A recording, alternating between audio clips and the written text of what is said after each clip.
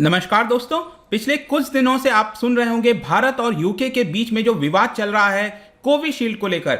आपको याद होगा यूके ने एक नया एडवाइजरी जारी किया था, एक नया रूल जारी किया था कि बाहर के देशों से जो भी ट्रैवलर्स आएंगे यूके के अंदर उनको यहां पर कुछ चीजें माननी पड़ेंगी। यहां पर बेसिकली यूके ने क्या किया कि बहुत सारी जो वैक्सीन लग रही हैं दुनिया भर में उसको अलाउ कर दिया, लेकिन जो कोविशील्ड है भारत के अंदर जो कोविशील्ड लगाई जा रही है उसको वैक्सीनेशन से बाहर रखा। कहने का मतलब है कि भारतीय अगर वहां पर जाते हैं तो भी उनको क्वारंटाइन रहना पड़ेगा। इसको लेकर भारत और यूके के बीच में यहां पर सुलझाने की कोशिश की जा रही थी, ऐसा लग रहा है। लेकिन यहां पर फाइनली भारत ने यूके के जितने ट्रैवलर्स हैं जो कि भारत के अंदर आएंगे सेम उसी प्रकार से उनको भी कह दिया है कि आपको भी 10 डे क्वारंटाइन रहना पड़ेगा, भले ही आपने कोई भी वैक्सीन लगवाई हो। तो एक तरह से काफी करारा जवाब देते हुए भारत ने एक कदम चला है। इसके बारे में ओवरऑल कॉन्टेक्स्ट से समझेंगे कि हो क्या रहा है एग्जैक्टली। काफी कुछ जानने को है, चलिए आगे बढ़ते हैं। लेकिन उसके पहले अगर आप यूपीएससी या फिर किसी भी एग्जाम की तैयारी कर रहे हैं तो सिंपली आप हमारे ऐप को डाउनलोड कर सकते हैं या फिर study.iq.com पर जा सकते हैं। जितने भी कोर्सेज हैं आपको वहां पर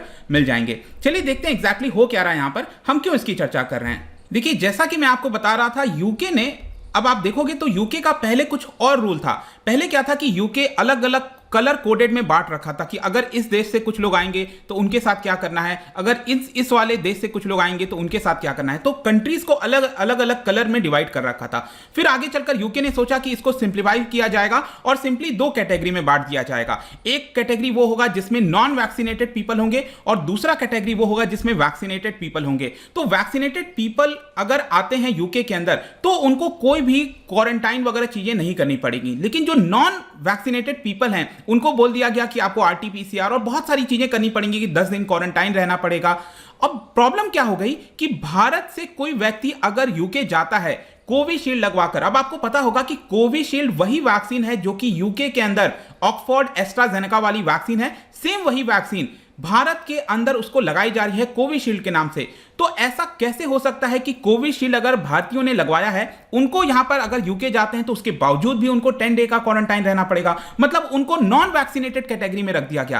तो इसको लेकर भारत ने काफी बड़ी चिंता जताई, कहीं कहा कि ऐसा कैसे कर सकते हो आप। और इसी की वजह से आप देखोगे तो भारत ने भी एक काफी कड़ा कदम चला है और इसकी वजह से यहां पर बोल दिया है कि यूके से जो भी पैसेंजर्स भारत के अंदर आएंगे, and let me tell you, ये जो नियम है वो 4 अक्टूबर से लागू होने वाला है। जस्ट 2 दिन के बाद यहां पर यूके से जो भी पैसेंजर भारत आएंगे सेम उसी प्रकार से उनको भी आरटीपीसीआर रिपोर्ट दिखाना होगा, 10 दिन का क्वारंटाइन रहना पड़ेगा। भले ही आपने एस्ट्राजेनेका की वैक्सीन हो या फिर फाइजर की वैक्सीन हो गई, मॉडर्ना की वैक्सीन हो गई, कोई भी वैक्सीन हो, लेकिन अगर आप भारत एंटर करते हो यूके से तो आपको 10 दिन क्वारंटाइन रहना पड़ेगा।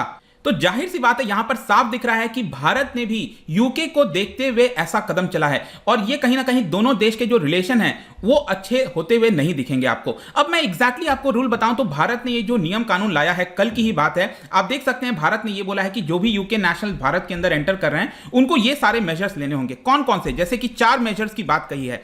एक तो ये है कि भारत कि फ्लाइट बोर्ड करने से पहले, मतलब आप भारत आते हो उसके 72 घंटे पहले आपको एक आरटीपीसीआर टेस्ट कराना पड़ेगा, राइट। अब भारत अगर आप पहुंच गए, सपोज दिल्ली एयरपोर्ट पहुंच गए, फिर से आपको आरटीपीसीआर टेस्ट कराना पड़ेगा और आने के बाद 10 दिन तक लगातार आपको क्वारंटाइन में रहना पड़ेगा। या तो घर पे रहिए या फिर भारत सरकार के द्वारा जो भी यहां पर डेजिग्नेटेड एड्रेस है वहां पर जाकर रहिए। अब 10 दिन के क्वारंटाइन के दौरान 8वें दिन पर आपको फिर से आरटीपीसीआर कराना पड़ेगा। तो अगर आप देखोगे ना, यूके ने जो कानून बनाया था, नियम बनाया था, सेम वही नियम भारत ने भी यहां पर लागू कर दिया है यूके के ऊपर। कोई भी भारत ने चेंजेस नहीं किया है और भारत इस समय बिल्कुल क्लियर है कि यूके के द्वारा जो भी कुछ किया गया था वो कहीं से भी सही नहीं हो सकता। और इसके लिए ये यहां पर आप देख सकते हो कि जो होम मिनिस्ट्री है, सिविल एविएशन मिनिस्ट्री है, वो बहुत सारे स्टेप्स ले रही है ताकि जो नया मेजर्स अनाउंस किया गया है भारत के द्वारा उसको यहां पर इंप्लीमेंट किया जाए।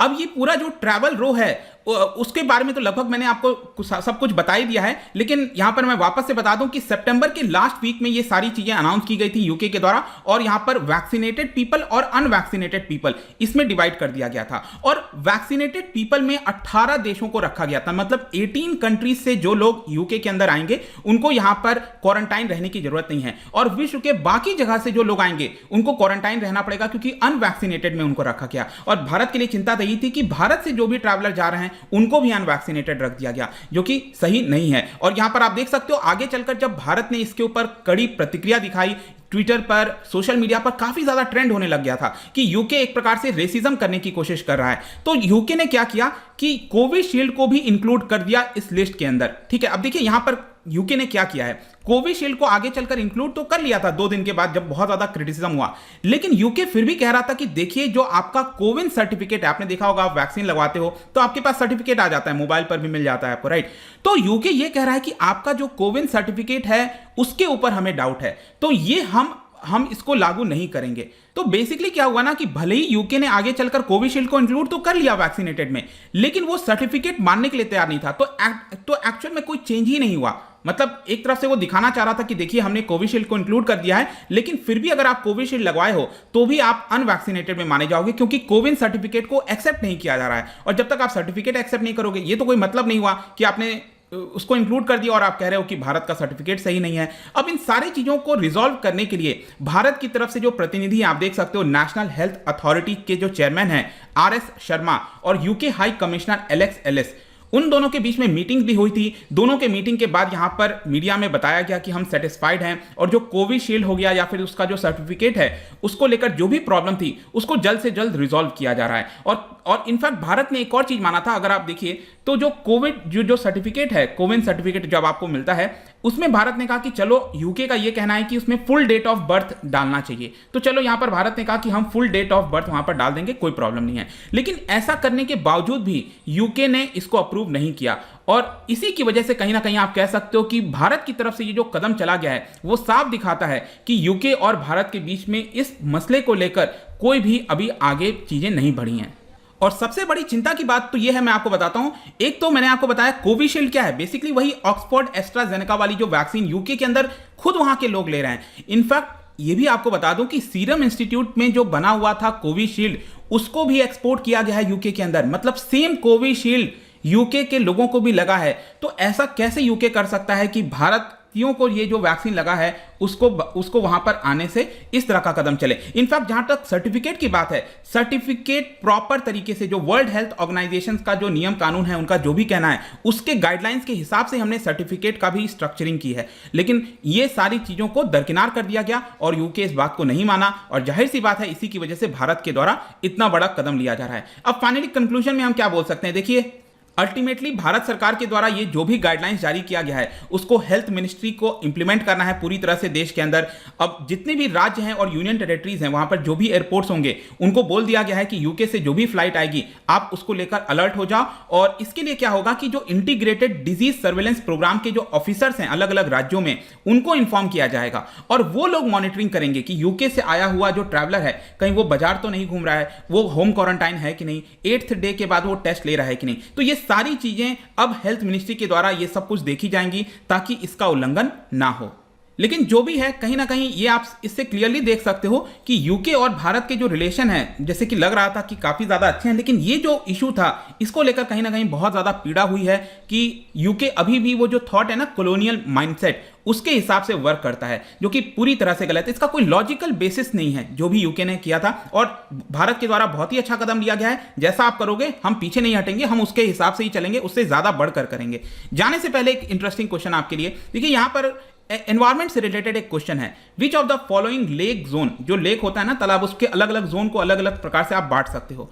तो यहां पर जो फाइटोप्लैंक्टन्स होते हैं, तो लेक के कौन से जोन में आपको फाइटोप्लैंक्टन सबसे ज्यादा देखने को मिलेंगे? 4 ऑप्शन है। इसका जो राइट आंसर है आपको पता ही है, मेरे इंस्टाग्राम पर तो मिलेगा ही, वहां पर अगर आप नहीं हो कोई बात नहीं, टेलीग्राम से भी ले सकते हैं इसका सही उत्तर। मैं कई सारे एमसीक्यूज यहां पर डालता रहता हूं स्टोरीज के फॉर्म में, आप जाकर प्ले कर सकते हो। बाकी अगर आपको पीडीएफ चाहिए तो टेलीग्राम पर आइए, अलग अलग सोशल मीडिया पर भी आप जुड़ सकते हैं यहाँ पर, और साथ ही साथ यूपीएससी या फिर किसी भी एग्जाम की तैयारी कर रहे हैं तो सिंपली आप हमारे ऐप को डाउनलोड कर लीजिए। आई होप कि वीडियो आपको पसंद आया होगा। मिलता हूं next time, till then thank you very much, see you soon.